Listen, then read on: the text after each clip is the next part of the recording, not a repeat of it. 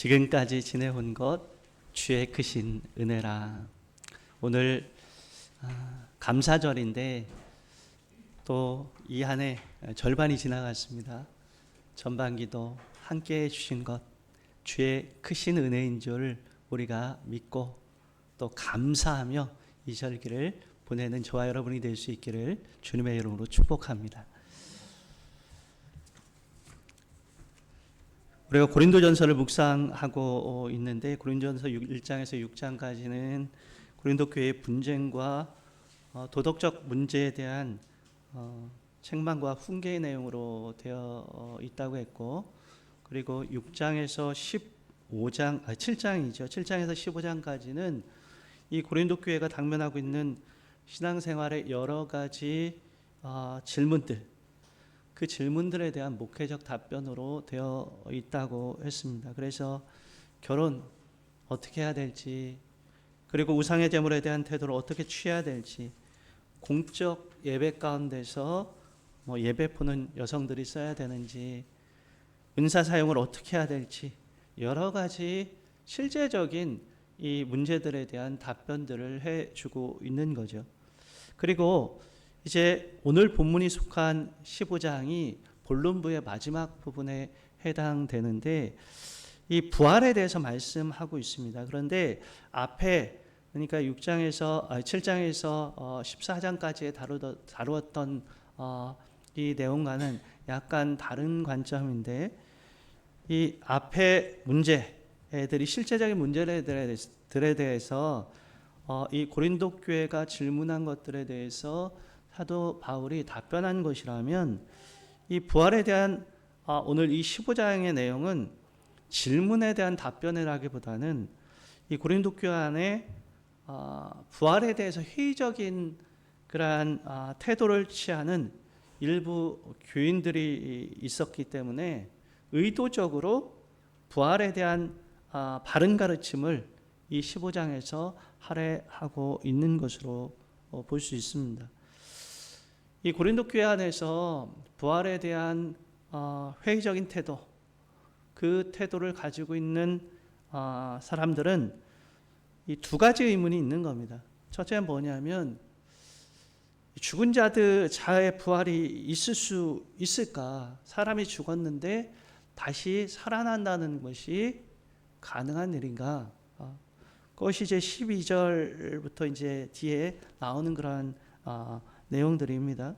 그리고 또 한 가지는 부활이 있다면, 그러면 과연 어떤 방식으로 부활할까? 또한 어떤 몸으로 부활할 수 있을까라는 그 문제입니다. 그래서 이 35절 이하의 그러한 내용들을 다루고 있습니다. 그래서 첫 번째 의문이 부활 자체에 대한 의문이라면, 이 두 번째 의문은 몸의 성질, 부활한 몸의 성질에 대한 의문인 거죠.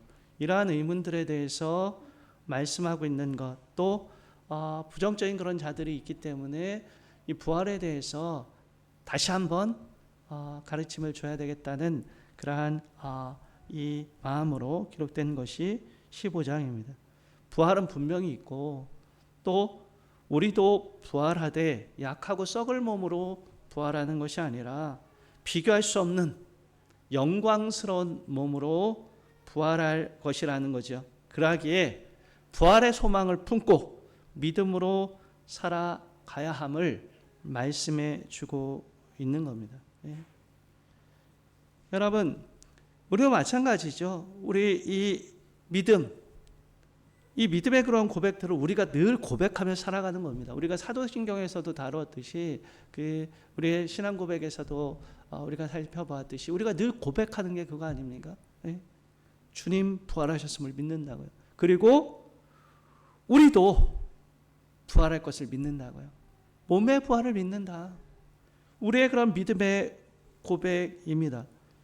이 부활에 대해서 쭉 이 말씀하면서 오늘 읽은 본문에서는 특별히 부활의 역사성에 대해서 말씀해 주고 있습니다. 부활이 뜬구름 잡는 이야기가 아니라는 말이에요. 동화책에 나오는 그러한 뜬구름 잡는 이야기가 아니라 역사적 사실, 분명한 사실, 증거가 있고 목격자가 있는 분명한 사실임을 증언하는 겁니다. 더불어서 예수 그리스도의 부활의 확실성을 통해서 성도의 부활에 대한 확실성, 예수 그리스도가 부활하셨고 그 부활의 첫 열매가 되셨고 그 다음은 우리인데, 우리도 아니 믿는 모든 성도들 부활의 영광에 참여하게 될 것이라는 것을 이야기하는 거죠.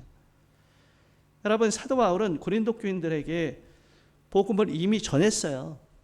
전했고 이 바울이 전한 그 복음을 믿고 있다면 이미 구원을 받았다.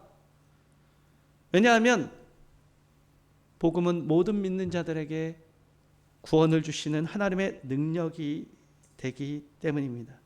그런데 그 복음을 믿으면 구원을 받는데 그 복음의 핵심이 뭡니까? 그 복음의 핵심이 바로 예수 그리스도의 십자가와 부활이에요. 그래서 3절 4절 말씀에 이렇게 말씀합니다. 3절 4절 말씀을 다시 한번 읽어보겠습니다. 시작합니다. 내가 받은 것을 먼저 너희에게 전하였노니 이는 성경대로 그리스도께서 우리 죄를 위해 죽으시고 장사 지낸 바 되셨다가 성경대로 사흘 만에 다시 살아나사. 그리스도의 죽음과 부활, 십자가에 달려 죽으시고 장사 지낸 바 되었다가 다시 살아나셨다는 것이 전하는 복음의 그런 핵심입니다. 우리 죄를 위해서 십자가를 통해서 십자가를 지시고 우리의 죄값을 담당하셨고 다시 부활하심으로 사망 권세를 이기시고 영원한 하나님 나라의 유업을 우리에게 주신 거죠. 이것이 복음입니다. 예수님을 믿는다는 말은 여러분, 예수 그리스도께서 우리를 위해서 오셨고 죽으셨고 부활하셨고 정말 우리를 영원한 하나님 나라로 인도해 주셨음을 믿는 겁니다. 그런데요, 이 사도 바울이 여러분 그 믿음 그리고 예수 그리스도께서 죽으시고 다시 부활하신 것 그저 우연히 일어난 일이 아니라 뭐라고 얘기합니까? 성경대로라고 말합니다. 성경대로 그리스도께서 우리 죄를 위해서 죽으셨고 예수 그리스도의 그런 죽으심도 성경대로, 그리고 장사지는 바 되셨다가 다시 살아나신 것도 성경대로. 무슨 말입니까? 이것이 어느 날 갑자기 우연히 일어난 일이 아니라 하나님의 계획하심을 따라서 그 말씀에 따라서 성취되어진 것이라는 것을 지금 이야기하고 있는 겁니다. 어느 것 하나 하나님의 말씀에서 벗어나는 것이 없는 거죠. 사도 바울이 전했습니다. 고린도 교인들에게 복음을 전했습니다. 십자가의 복음을 전하고 부활의 복음을 전했습니다. 그것이 사도 바울의 개인적인 그러한 생각도 아니고요. 갑자기 일어난 일도 아니고요. 성경대로 이루어진 사실에 대해서 증언하게 되는 것이죠. 여러분, 하나님의 말씀은 하나도 땅에 떨어지지 않습니다. 풀은 마르고 꽃은 떨어지나 주의 말씀은 영원한 것이죠. 여러분, 우리에게 주어진 하나님의 약속의 말씀은 반드시 성취됩니다. 하나도 땅에 떨어지지 않습니다. 우리가 상황 환경에 흔들리지 않고 하나님의 말씀을 굳게 붙잡고 살아가야 할 이유입니다. 우리의 믿음은 성경대로가 되어야 되는 거죠.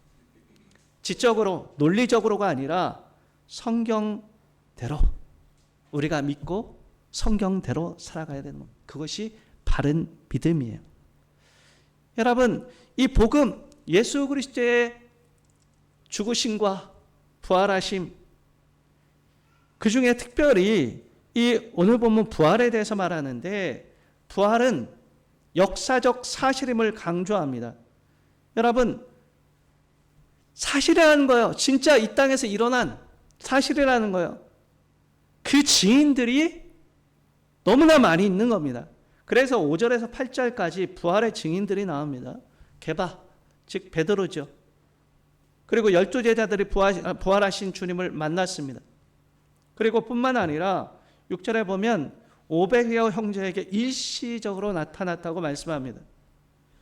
그리고 부활하신 주님을 목격한 대부분의 사람들이 지금 고린도 전서를 사도 바울이 고린도 교회에 쓰고 있는 이 시점에도 살아 있다는 거예요.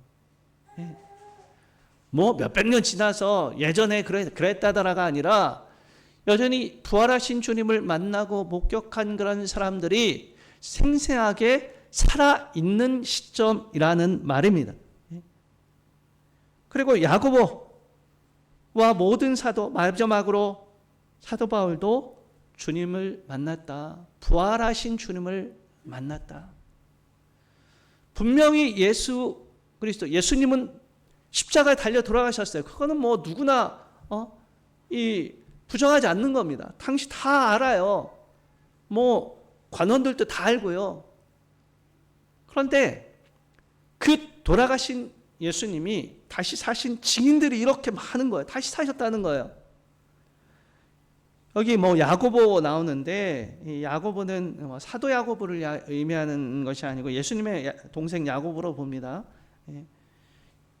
야고보, 예수님의 동생 야고보는 처음에 예수님을 따르지 않았어요. 오히려 자기 형이 이상하다고 생각한 사람입니다. 그런데 나중에 어떻게 됐습니까?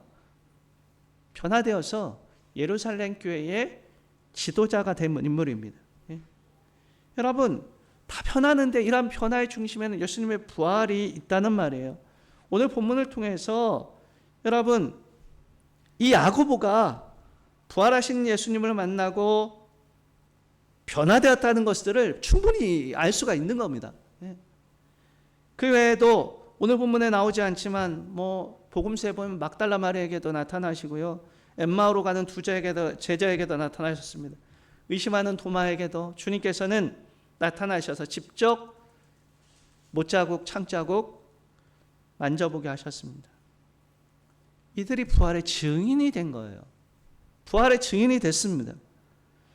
부활의 복음을 받고 부활하신 주님을 만난 사람들이 여러분 부활의 증인으로 살아간 것처럼 우리도 여러분 복음의 증인, 부활의 증인으로 살아가는 것이 우리의 또 사명이에요. 여러분, 지금 사도 바울도 그렇고요, 많은 그러한 이 부활을 경험한 사람들, 주님을 만난 사람들, 이 부활의 복음을 받은 사람들이 부활의 복음을 전하며 살아가는데, 구체적으로 부활의 복음을 전한다는 것, 우리도 부활의 복음을 전하며 살아가야 되는데요, 부활의 복음을 전한다는 것은 구체적으로 어떤 것일까? 말씀드렸듯이 성경을 통해 전해주시는 사실을 믿고 전하는 거예요. 여러분, 우리는 헛된 것을 전하는 자들이 아닙니다. 여러분, 말씀을 통해서 우리에게 말씀해 주시는 그 부활의 사실을 전하는 겁니다. 우리가 명확한 사실을 전하는 자들임을 잊지 말아야 됩니다. 주저할 필요가 없는 거예요. 그리고 또 한 가지는 부활의 소식을 전하기 위해서 수고하는 거죠. 전한다는 것은 그저 생각만 가지고 있는 것이 아닙니다. 여러분, 그냥 되지 않아요.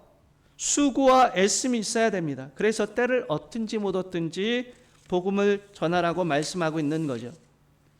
세 번째로는 이 시대에 맞지 않다고 비난해도 타협하지 않고 전하는 것이 부활의 복음 전하는 겁니다. 이 시대에 부활을 이야기하면은요, 비과학적이라고 합니다. 그러나 우리는 시대의 풍조가 아니라 진리를 전하는 자들임을 명심할 수 있게 되기를 바랍니다. 그리고 네 번째, 사람들이 듣기 좋게 변질시키지 않고 순전하게 전하는 거예요. 이게 중요합니다. 변질되지 않고 순전하게 전하는 것. 이것이 저번에 얘기했던 성경대로 전하는 거예요. 여러분, 우리는 듣기 좋은 것을 전하는 자들이 아닙니다. 들어야 할 것을 전하는 거예요. 저 사람이 이 말 들으면 좀 이상하게 생각할까? 이렇게 좀 좋은 얘기를 해주고, 좀 듣기 좋은 얘기 해주고, 그게 아니라 들어야 될 것.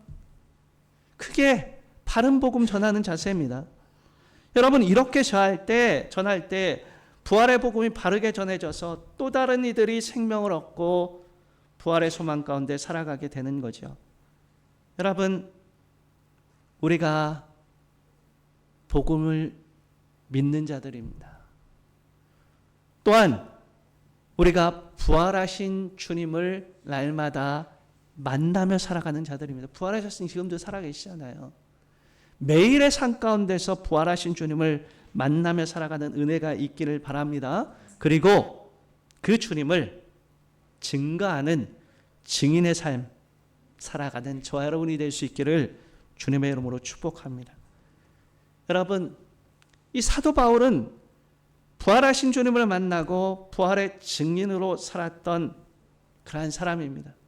얼마나 정말 이 예수님의 부활로 인해서 얼마나 많은 변화를 겪었는지, 이 대표적인 사람이 이 사도 바울이잖아요. 예? 여러분, 얼마나 그 부활의 복음을 전하는 데 힘썼는지, 그리고 애썼는지, 많은 일들을 했는지. 사도 바울이 얼마나 많은 교회를 세웠습니까? 사역 열매를 많이 거뒀어요. 기독교 역사상 사도 바울만큼 복음의 확산에 영향을 끼친 사람이 또 있을까 싶을 정도로 여러분 그렇게 사역 열매를 많이 거뒀습니다. 자, 그런데요, 사도 바울이 이렇게 말합니다. 그거 다 하나님의 은혜입니다.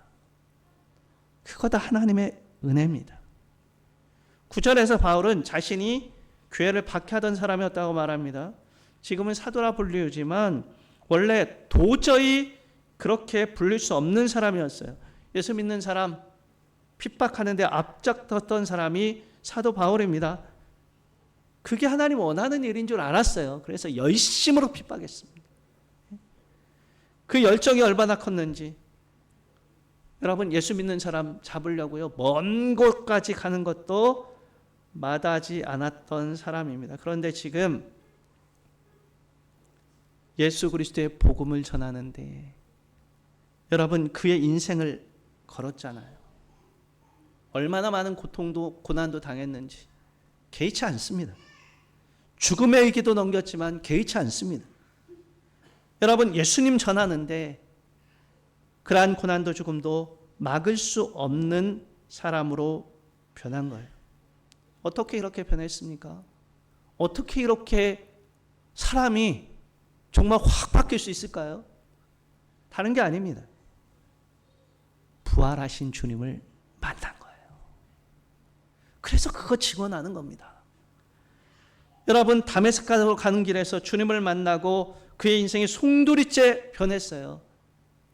그전에는 핍박자였지만 부활하신 주님을 만나고 나서는 주님 전하는 사도가 된 겁니다. 여러분, 이 모든 것 바울은 하나님의 은혜라고 고백하는 거예요.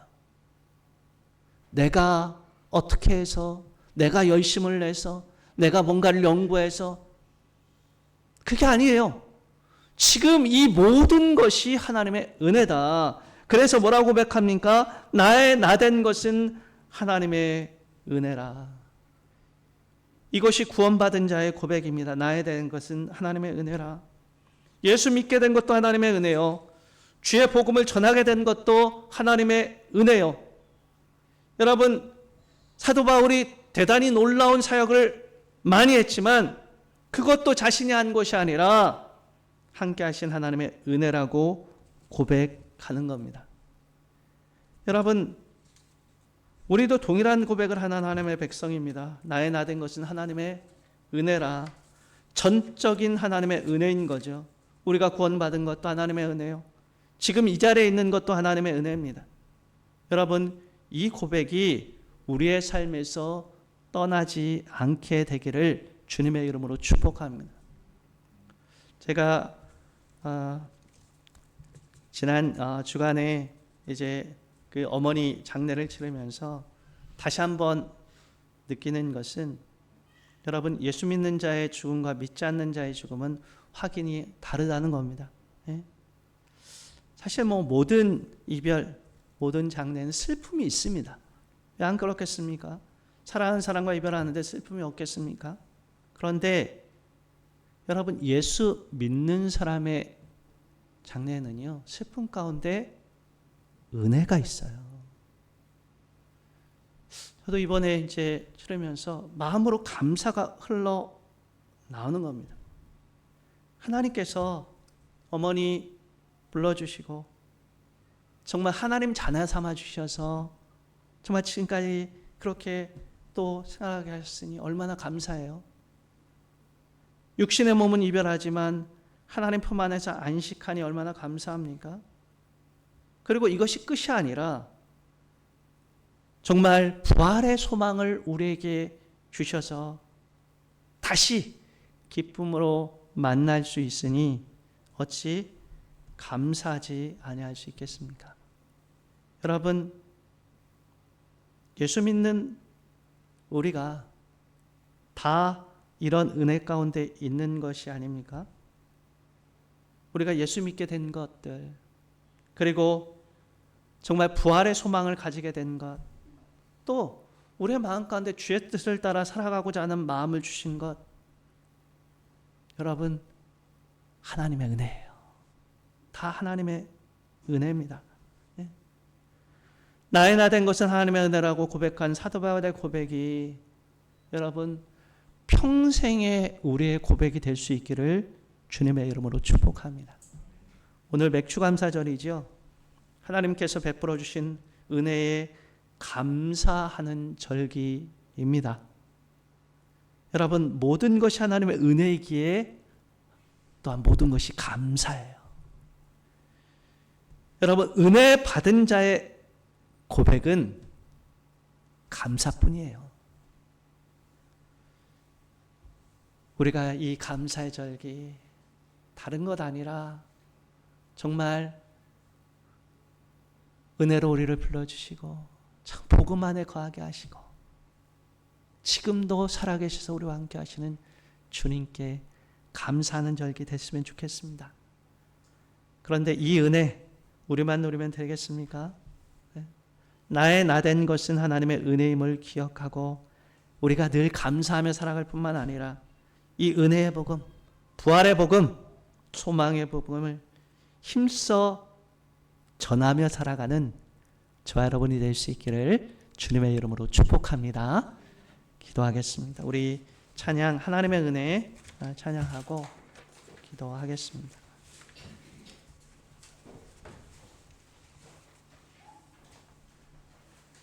나를 지으시니가 하나님, 나를 부르시니가 하나님,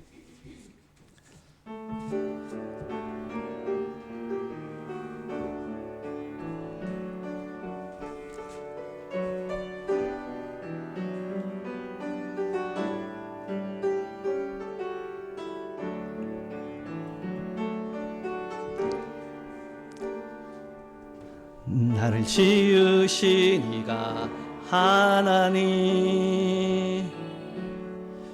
나를 부르시니가 하나님,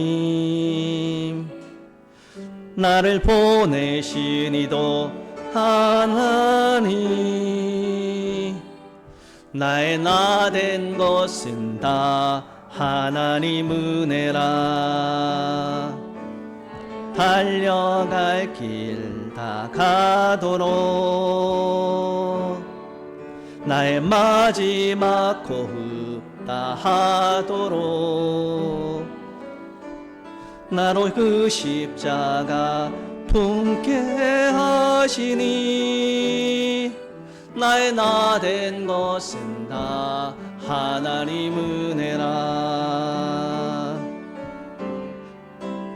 한량없는 은혜, 갚을 길 없는 은혜,